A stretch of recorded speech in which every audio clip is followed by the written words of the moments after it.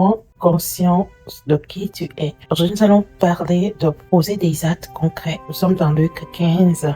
C'est l'histoire de l'enfant prodige qui a tout pris de son père et qui est parti dilapider tout ce qu'il avait. Mais à un moment donné, il est revenu en lui-même. Il a pris conscience de qui il était, d'où il venait et il a posé un acte. Shalom la couronnée, j'espère que tu vas bien. Donc, lorsqu'on finit de prendre conscience de qui on est, on doit poser des actes. Quand nous lisons Luc 15, au verset 20, le jeune, il a dit, je retournerai vers mon père. Et il est parti, il est vraiment allé. Donc, il y a plusieurs personnes qui veulent réussir dans la vie, mais qui ne sont pas prêtes à poser des actes concret.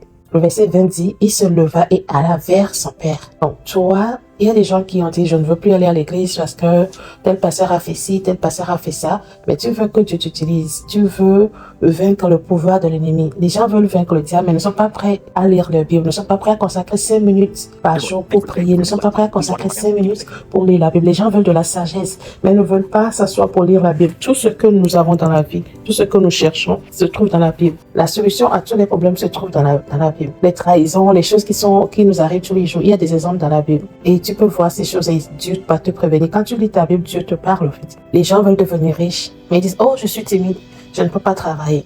Donc, quand tu veux quelque chose, quand tu es consciente de qui tu es, il faut que tu poses des actes qui vont aller avec. La Bible dit, la foi sans travail est inutile. Si tu veux vraiment un changement dans ta vie, commence par poser des petits pas. Tu veux devenir riche, commence le business. Même si c'est 20 dollars que tu as, commence par acheter les choses de 20 dollars. Si c'est 5 000 francs CFA que tu as, commence par faire un commerce de 5 000 francs CFA. Et le Saint-Esprit, qui est le Dieu de multiplication, va multiplier ce que tu veux. Peut-être dans ton couple, c'est le mélange total. Commence par être celle qui est gentille. Commence par être celle qui est romantique. Commence par être celle qui sait les autres. Quand tu le fais, ne vois pas que tu le fais pour les humains, mais fais pour Dieu. On voit souvent que les femmes se font arnaquer par les faux prophètes, par des gens, c'est parce que vous ne posez pas d'actes concrets, vous ne lisez pas vos Bibles. Alors je prie que après avoir pris conscience de qui vous êtes, prenez le temps de faire ce qu'il faut. C'est quand vous allez poser des actes, quand vous posez des actes, vous vous alignez pour que Dieu puisse agir pour vous.